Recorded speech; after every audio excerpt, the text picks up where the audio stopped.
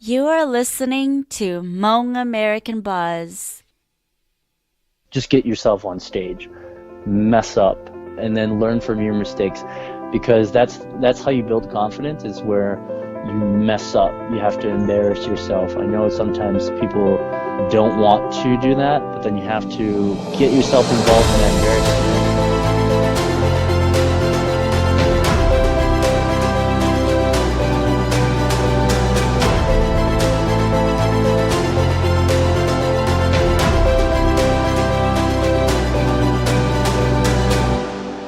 Welcome to Mo American Buzz Episode 3. I'm your co-host Aaron, and this is your host, Sue. Sue. What's going on?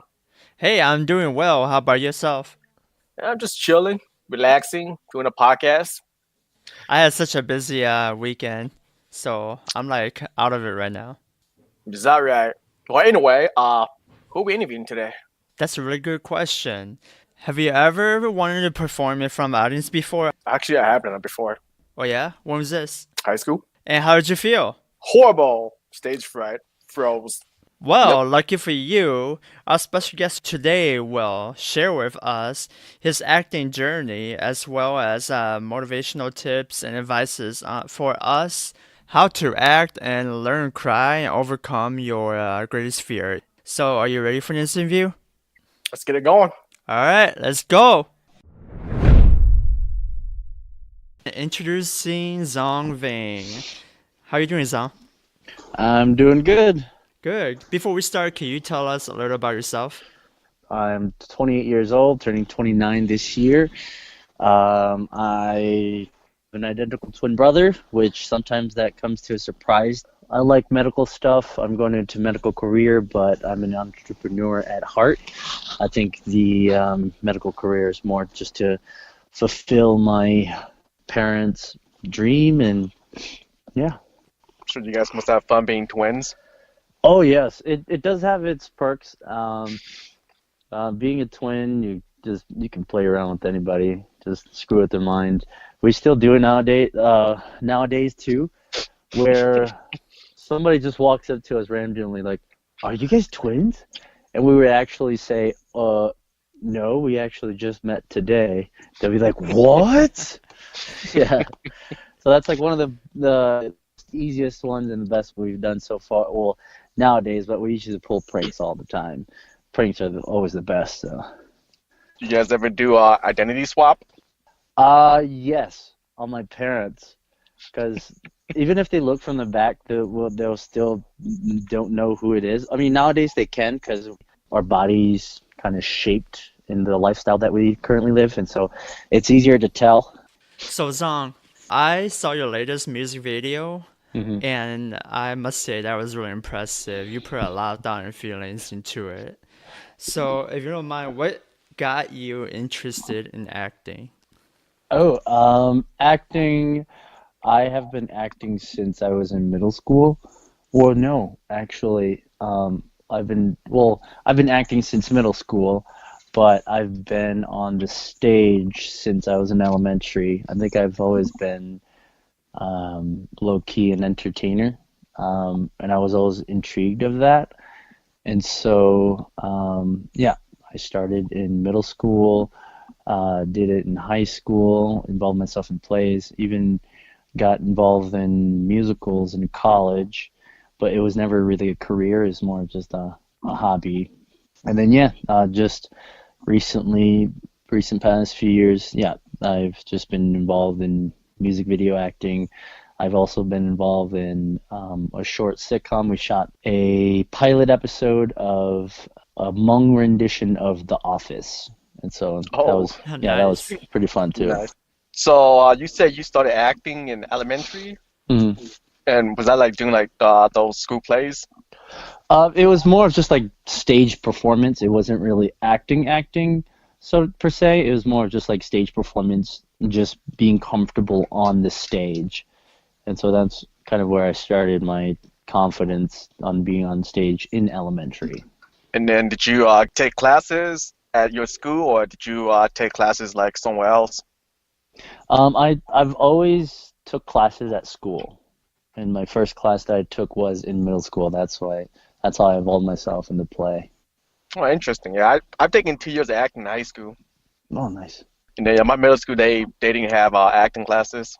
Yeah, I've never taken the acting before, so I can't really relate to you, but I it's hard for me to act because if someone were to tell me to cry right now, I would not be able to cry. Yeah, no, crying is a big step. Crying, it was a big step for me too when that happened. So, crying is definitely a big challenge. You were involved in last year, Sounders had a music video competition, Mm-hmm. and you and your friends were involved in it, correct? Hmm. And so you guys won the prize for the Sounders competition. So how did all that happen from, if you don't mind explaining from start to finish, how did you guys do it? Oh yeah. So, in the beginning, Mahjong, she's known as Mahjong to me. I keep forgetting her first name. But yeah, no, she contacted me. Well, a friend of mine named Sang, he contacted me saying that there's this music video, there's a competition going on for the Sounders. We're looking for a lead role. Um, and so we were wondering if you'd be interested. And say, okay, at the time I had a little time on my hands, so it's like, okay. I entertained the offer and went to it, and we just started filming right away. I met the other cast, I met the director and everybody, and then we just started filming right away. And then that was just like the small parts, and then the whole overall thing where when we filmed, she actually made a Facebook page requesting for everyone to come to her quote unquote fake wedding, and she said food is provided. I think that was like the breadwinner saying food is provided. I mean that got me to go too. It's like, yeah, she was willing to feed me. It's like, okay, as long as I'm getting fed, I'm okay. I'm volunteering. That's totally fine. I'm okay with it. And then yeah, we just shot the music video, and during the music video, what was really intriguing was that everyone thought that it was actually a real wedding. I was in the persona. Okay, so the story is that I started to help out with the wedding, and started serving food and everything. They're like, Zong, what are you doing? I was like, I'm helping out for the wedding. He's like, what? You're on the other side, as in like, you're not a part of the groom or the wife's family. Why are you helping out? It's like, this is a music video, and then it started to click to them like, oh yeah, that's right, it is a music video, and so they're like, okay, proceed. But then yeah, it was so entertaining because there were so many people there, and it felt like an actual wedding, and so that's why when you watch the music video, it looks surreal because it technically almost felt surreal. It felt like an actual wedding, so it was a lot of fun just filming that, and everybody there was just friends, and nobody was paid for it. And it was just they received the food, and they were all grateful for it. So yeah. So how So, long did it take you guys to finish recording? So for the big wedding scene, it took one full day, and then there was a few smaller parts that took a couple other days. I mean, I think the worst part out of all that was the car accident scene where I get ran over. We didn't save enough sunlight for that shot, so we had to rush through it. And then, yeah, I got ran over by that car like I think 15, 20 times for a split second shot. So, yeah, I was limping for about a whole week because of that. And so you say you were limping for a couple of days. mhm. So did you actually get hit by it, or is it the part where you had to like roll on the ground and stuff like that, pretending you got hit by a car? Well, the thing is that, yeah, I was supposed to be actually hit by the car. And so there was a couple scenes to where, when you're recording, the smallest little details, you can catch it right away. And so there was this thing where I always flinched, where I always anticipated the hit. And so when the car was just moving like 1 mile an hour, but then for me to run towards the car, that also increased the impact. And so I had to be actually hit by the car in order for it to look surreal. So you did the whole. Oh, sorry. So you did the whole jump on top of the hood and all that stuff then. Yep. I actually took on the car full force and then had to roll to injure myself a little less and then roll off. I mean, the actress actually like fell and cut her knee open. I actually fell on my hand and cut my palms open too. So it was actually a big ordeal. There was actually a picture of us like bandaging the actress because she fell on her knee. So we kind of went full out on this one. So a two-part to that. So one, you guys were not wearing paddings, and two, there was no stunt double. Yeah, there's no stunt double. It was more just, okay, we got this next scene, we're just going to shoot it right away. And then when you see the music video, it's a slight second, like almost a millisecond of us just jumping over, well, getting hit by the car, and then snap to the next scene. And so it's just like we took so many shots, but out of all those shots, there was only 1 millisecond of that usable footage. But then every single time we went 100%. Okay, Yeah. because it's rare for anybody to just throw the leads into something like that. Yeah, no, they were saying, "Can you do it?" And I was like, "Okay, yeah, I can do it." And plus, it was more of like I took it on more of a challenge than anything else, and it may sound really, really harsh, like the whole interaction of it all. It might sound really harsh, but overall, it was just really entertaining, and it was all just fun acting. To me, it felt like more of just like friends were filming something. It wasn't like anything to the caliber of this professional, but it was more amateur filming, but then it was still entertaining too. But it turned out really, really good, so that's what shocked me even more. Now people keep bringing it up from time to time, and I'm like, oh yeah, I remember I filmed that, but it was all just, it felt more of a hangout, like friends just hanging out. We just so happened to have a camera and we were filming for this competition, but it felt more like just friends hanging out. So it was all entertaining. I would say trying to be the next Jackie Chan and do your own stunts. Hey, remember, you have your twin to be your double as well. True. Yeah, very that's right. true. That's right. There it is. You can't put the lead in hard, man.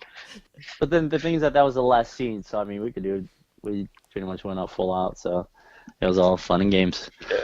And then, were you guys wearing paddings at all when you took those shots?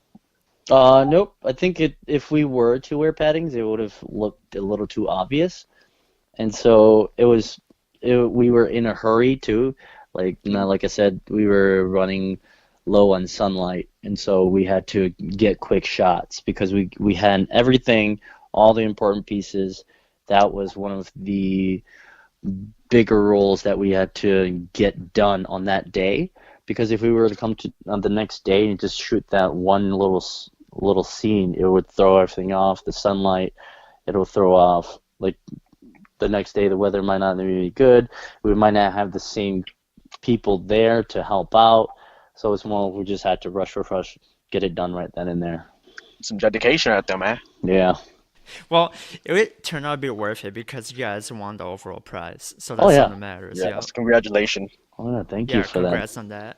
Yeah, that competition was really, it was neck and neck on a lot of videos. We were all just cheering, and on the day that the competition was doing that, everybody cheered. We all called each other and just like said congratulations. So yeah. So, how many people you guys competing against in this competition? Overall, I think there was. Was this like a state thing, a nation thing? I think there was about 21 or 22 videos, right? Yeah, there was roughly around 20. It was scattered throughout the U.S. actually, but the thing is that it was focused more towards the Hmong community because Sounders, they're a Hmong band, and so yeah, there was entries from North Carolina, there was entries from California, Oklahoma, just pretty much anywhere with Hmong a high population of Hmong people, like those states where there's been a few entries from those states. And so, yeah, it was started with 20, and then for the first round, and then they had to do voting. I forgot what kind of voting they did. They did a certain amount of votings, and then the top 15 of that goes to round 3 for a different voting thing, and then went to second place. I mean, the second voting, and then, second level, no, third level voting. And that's when they brought in special guests to vote. And then the last round, it came down to, I think, top 5 videos, and that's when the Sounders band actually voted for the top video on that one. Must be nice. Oh yeah, it was definitely entertaining just to see all those votes and all the videos too. So. Oh yeah, especially coming from a more well-known band and community too, such as Sounders, it's pretty big. So how long was this competition then? Or how long did it took? I think the competition was about, well, the voting, it took about 3 weeks, because the first week it was one voting level, second week it was one voting level, third week it was one level, no, 4, yeah, so about 4.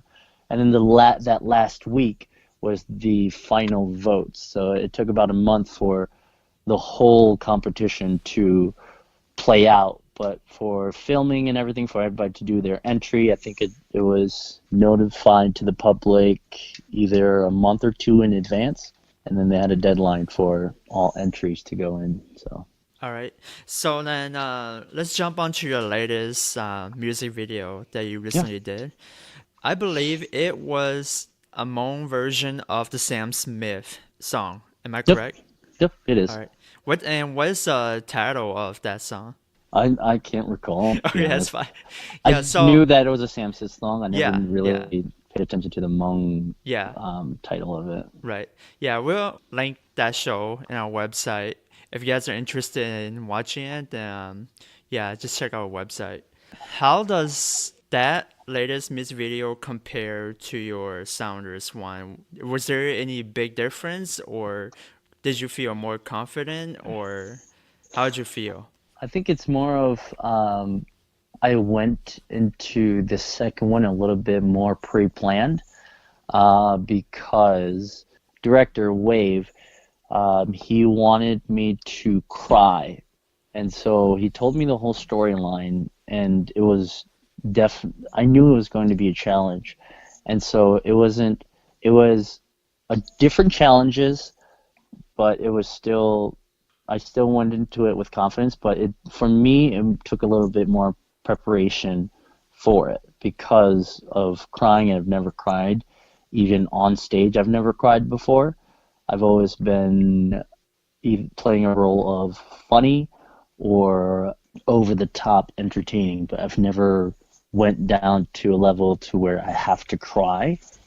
And so, yeah, I prepared myself the night before acting, and then kind of see how my face looks when I cry. It was pretty easy to me. Yeah, it was pretty easy to cry.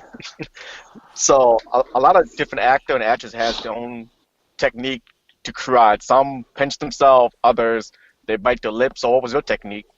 Oh, mine was to actually look up and blow into my eyes, and then I only did that between takes to where right when they're adjusting the camera on me, and as they're adjusting, I'm preparing my eyes, and then right when they're about to say action, I just come down and just let the tear drop, and then kind of just do my face expressions from there.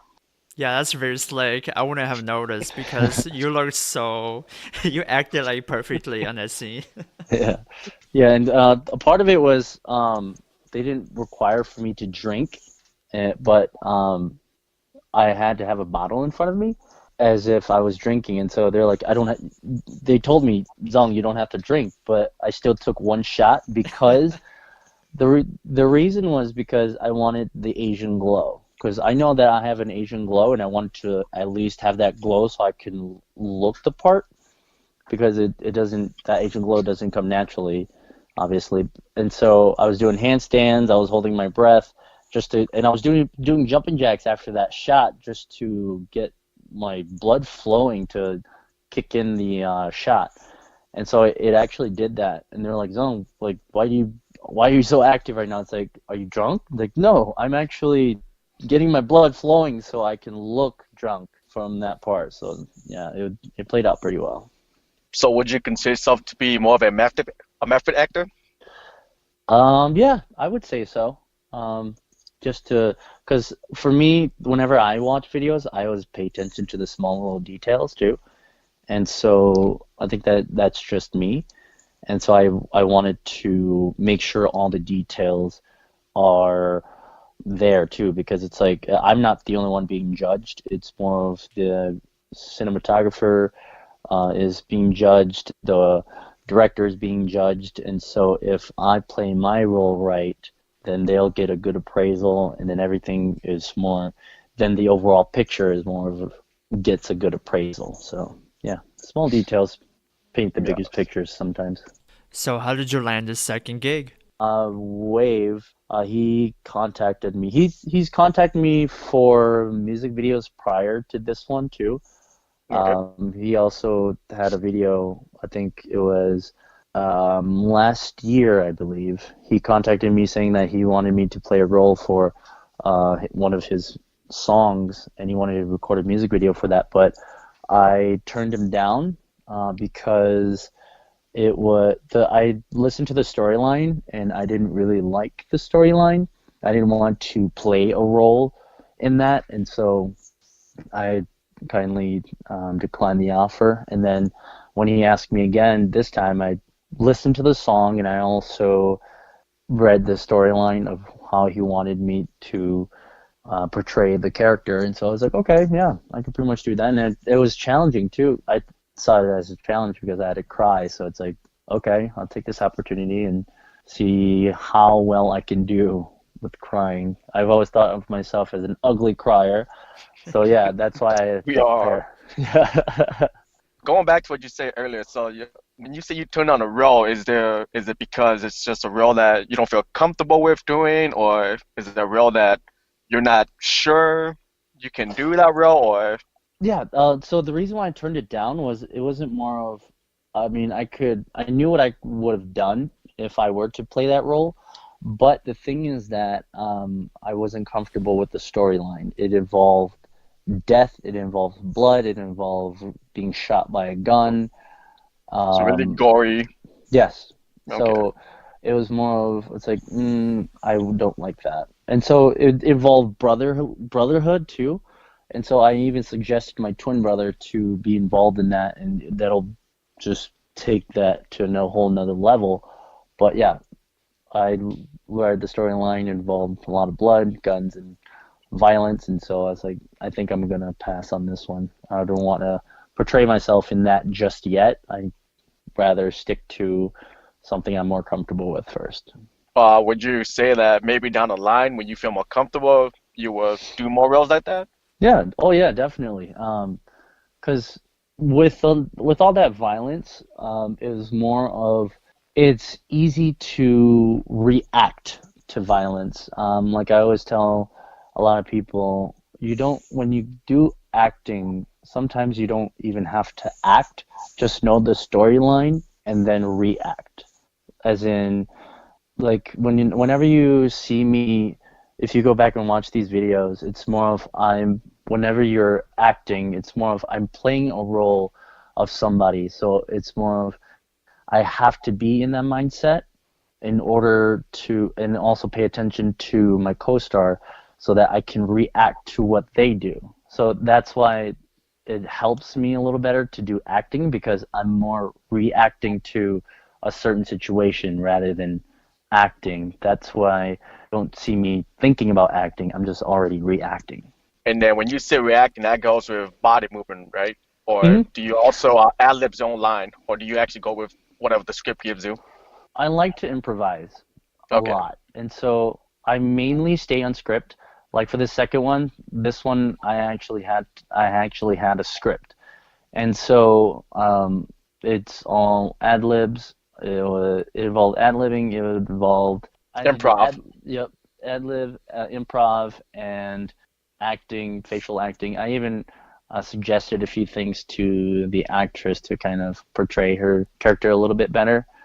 It involved just smiling, and so yeah, that was something that we kind of worked on for that. Since now you have obviously have some acting experience under your belt, what would you hmm say are some difficulties within the acting business that you've encountered? There's challenges with getting roles, and there's acting. Well, there's challenges with if you wanted to pursue this as a career. There's challenges with working with directors and producers who kind of aren't really organized. And so I've worked with a person who is organized. I've worked with a person who is unorganized, and so it was a lot of okay, what am I doing? But then that involved, and then that comes in with the improvising. You kind of have to improvise on the spot when you're not being directed to do couple things, certain things. You kind of just have to improvise and see how it flows from there. Do you have an agent? I don't have an agent. It's more of I'm still just doing this as an amateur, and I do. There are some agencies that I've looked into. I can't name them off the top of my head, but if I do decide to look for an agency and kind of pursue this as a career, then yeah, I would probably do that. But as of right now, it's just more of amateur acting, and I don't really expect to be paid out of it too, because it's more of I'm just still slowly building my portfolio. I mean, it's not my main focus, but I'm still, if the opportunity presents itself, I'll still take a look at it and analyze it and see if I want to take it or not. Understandable. So besides music video, do you also act in, and you said you did the one short that's kind of like The Office. Is there like anything else that you done before acting before? Yeah, well, at first, before doing all this filming stuff, I acted a lot on stage, and I always had this saying, if I go on stage, it's my bread and butter. Give me a role, I will play that role. Give me a feminine role, I've played so many characters to myself that I'm comfortable acting any kind of role on stage. I'm aware of the fourth wall, etc. And so I was mainly a stage actor before I even came into the music video. So more that theater art then. hmm Okay. And voice projection with trying to use my words, but I just slowly went into the video stuff, and it's definitely a different ball game, but it still involves a lot of the similarities that you learn from stage acting. It takes a lot of courage to do stage acting because for one, you're live, hmm and two, you have a live audience in front of you. So if you screw up, you kind of just got to roll with it. Whereas if you're shooting a video, you can just edit that part. Definitely, and that really stage acting really helped with my improvising and kind of going off script a little bit. There's always this where whenever you mess up, nobody notices that you messed up unless you make it noticeable. And so Yeah. even if you mess up, you know you messed up as long as you know that, but they don't know that. But so if you stress out over that, then they'll definitely see that stress. But if you just play along with it, improvise on the spot, that's more what you kind of have to develop as you become a stage actor, and that's kind of what helped me out along the line too. So going back to stage acting, hmm a lot of people's their biggest fear is public speaking. So how did you overcome that or that wall of talking or acting in front of a live audience, or was there never any pressure on you at all to begin with? I am still really nervous if I'm the only person on stage. So Um, monologues. yeah, monologues and all that. And if I were to be a host, I would be very nervous. But if I were to have a co-host or any other cast members on stage with me, then I would know that all the attention is not on just me. The pressure gets taken off a little bit. And so whenever I act on stage, if I'm already comfortable with a line or a character, then I can go on alone. But then, yeah, one way to get past that is more of just get yourself on stage, mess up, and then learn from your mistakes, because that's how you build confidence. Is where you mess up. You have to embarrass yourself. I know sometimes people don't want to do that, but then you have to get yourself involved in that embarrassment and tell yourself, hey, that's actually not that bad. And so that's where the confidence came from too, just messing up. It's good advice. So, do you watch yourself, like after the music video and everything, do you go back and watch yourself over and over again to see how you can improve yourself? Oh yeah, definitely. And I used to not look at how things are recorded. At first, yeah, I didn't look at it until later on when they showed me like a short clip of it, and I tell myself, it's like, wow, I could have done something different. So I start fixing my acting immediately when it's already being recorded. So if something is recorded, I go back and look at it and say, okay, I could do this better, or yeah, I correct it right there. And so yeah, whenever I go and look at my video, yeah, my past two videos, I always learn something from there. Like crying, for example, there's a couple of different scenes where I cry differently, and so I focus on which cry meant more, showed more passion, or showed more emotion, and which one was more ugly. So, so yeah, I noted. I go and look at the small things, like the smiling, and yeah, the small little details. It shows different emotions, just like using your voice. A different tone shows something different with just the same word. I'm curious, how good is your memorization? Like, does it only take you one time to read the script and you're good to go, or after every scene you have to stop and look at the script again and read your line over and over, or can you just go? Oh, Or even your yeah. cues, like what you're supposed to do in this scene. Oh, it really varies. For example, this most recent one, we were filming in public, and yeah, this was the first time I've ever filmed in public where people are walking by and we're filming. And so the funny thing was that I knew what my lines were when we were interrupted, because when when there's people walking by, we kind of have to wait a little bit. Yeah, we have to wait for them to walk by, and so we would practice in between those shots. So when people are walking by, we're like, okay, we can't film right now. Let's practice a few times, and I nail it. But when everything is good, the director says, okay, ready, and action. And then I'm sitting there, and then I start giggling. I don't know why. Sometimes it's the pressure, sometimes it could just be the pressure. And then when I start giggling, I blank out. And so I don't forget my line. That was a challenge that I never experienced before. And so, yeah, it's definitely challenging when you're under pressure and getting recorded. And so I've always been free flow acting too, to where I just act out the part, no lines. But then whenever I have to do the lines, I've already practiced it, 3-4 times before I even record. But this time it was more of on the spot when we arrived. They're like, okay, here's your script, read it, act it, go. And so we just had to memorize it really fast too. And so going hard, huh? yeah, and the difficult part was that it was in Hmong, and Hmong acting and American acting is completely different. Very different. Yeah, different culture. It is kind of technically a different culture in acting, because Hmong, the way Hmong people act with certain words is different from how Americans act with certain words. And you can kind of play around with American acting a little bit, but then whenever you say a certain tone in Hmong, to me it's really corny. It feels really corny, but like there's like kind of like a love language kind of thing where you kind of have to act into that love language kind of role.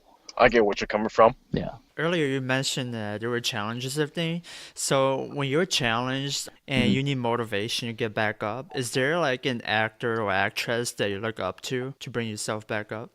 Heath Ledger, one of my Good choice. favorite actors, because his The way he acts in one of his earlier movies called A Knight's Tale, he acts with a lot of Dark Ages, so you kind of have to play that role.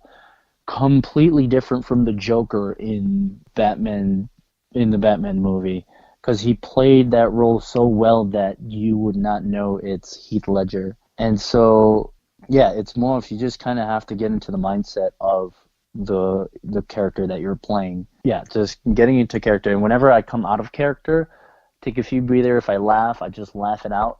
And then once I do that, take a deep breath, and then just go right into that character and be in the same mindset that they are in. Because if I don't psychologically do that, then my character, I can't really portray it. So then, what advice would you give to an aspiring actor or actress if they're first starting out? Don't act, because when you act, they can see you acting as the character. Just react, be the character. If the character is happy, be happy. Don't act happy. People will know that you're acting happy because you're acting happy. But if you naturally aren't happy, then the happiness will already portray itself. So, yeah, don't act, just react. Okay, let's have a fun question here. Yeah. Are you ready? Yeah. So I know earlier you said that you want to stay away from the violent stuff. Mm-hmm. As of right now, so what would you say is the most unique role that you ever had to play, or is like a weird role, or a role where you had to be just a bizarre role, or a funny role? I think that would have to be my very first character that I've ever played. It allowed me to be serious, and I was the main character in a small story within the story.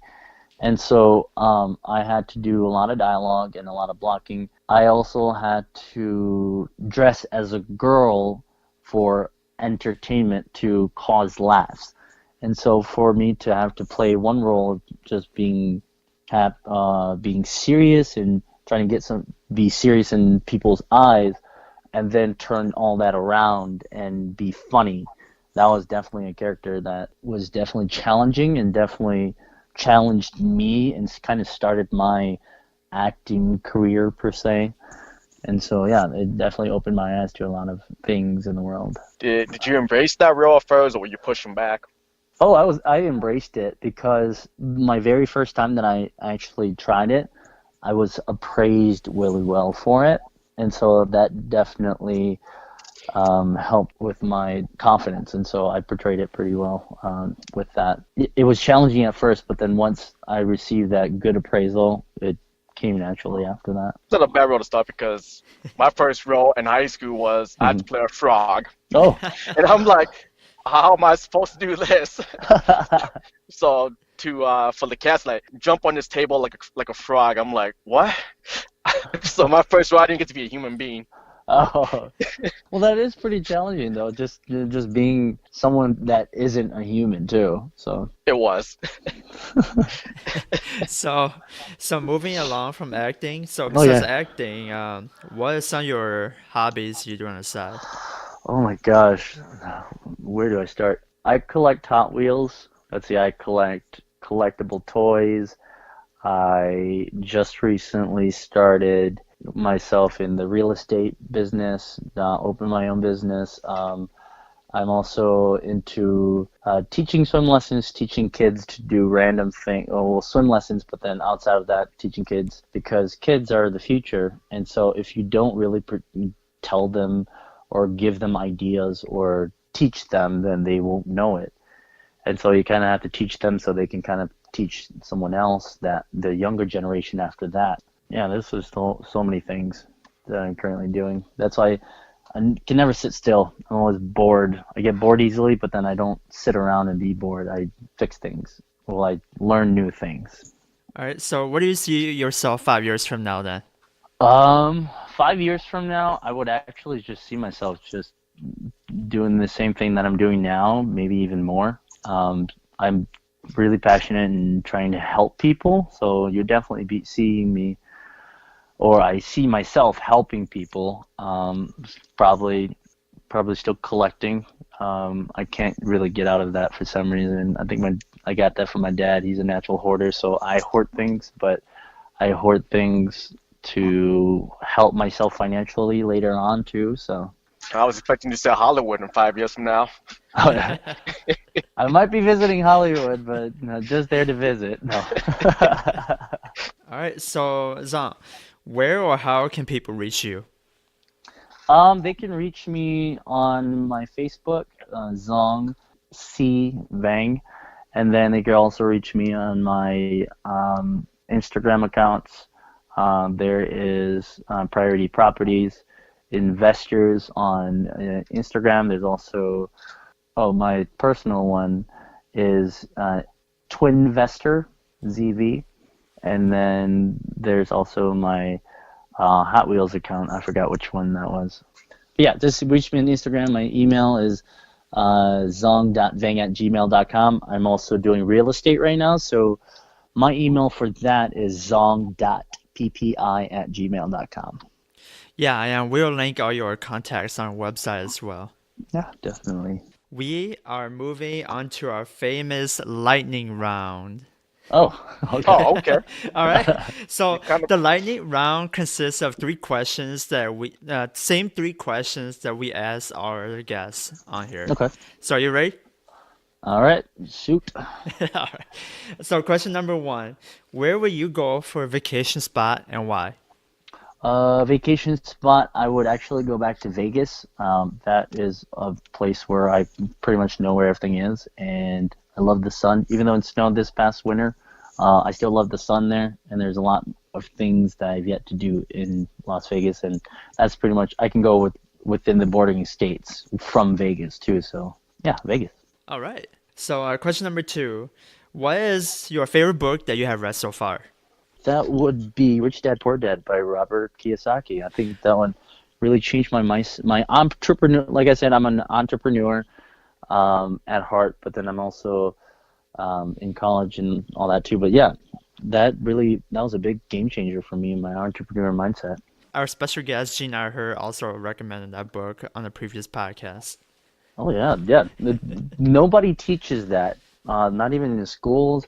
Nobody really brings that up. And that's the story, the topic for that book. It's shunned upon, low-key shunned upon. Nobody really wants to teach it, and so he's the first one who actually shed light on it, on all the business aspects on that. So yeah, it's definitely a game changer. I recommend everyone to read that book just so you have a more understanding of how everything works as well. Oh yeah, definitely. Yeah. So moving on, question number three, what is one thing that you cannot live without? Time. Because it's like time is what really helps me manage my day-to-day things, because I refer to time to help give me the amount of, it tells me how much daylight I have, it tells me how long I'm going to be sitting on a car ride, it tells me what to do, and it also helps me space out my things that I have, my agenda for the day. And so time is a really big factor for me. I can't live without it, because if I went without time, then I wouldn't know what to do. I wouldn't know how long I've been in a certain area. Oh yeah, I definitely agree. Speaking of time, thank you so much for spending your time with us as well. Oh Yes, yeah, thank you. definitely. Yeah, so that concludes our episode segment for today, and we hope everyone enjoys it. And thank you so much, Zong, for joining us today. Thanks for having me. That was fascinating. Oh yeah, I agree. I never knew that there was so much to acting until the interview with Zong. That guy is gonna go a long way. Oh yeah, Have you seen Batman versus Superman? oh yeah. And remember that one scene with the Hmong girl? Yes, I remember. Zong- Weren't they Zong? speaking Hmong? Yeah.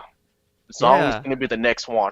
Just watch. Oh yeah, plus he likes Heath Ledger, and Heath Ledger was a Joker too. So there you go.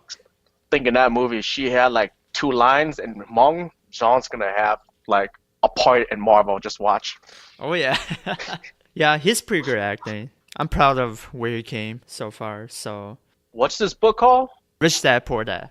I'm gonna have to start reading that.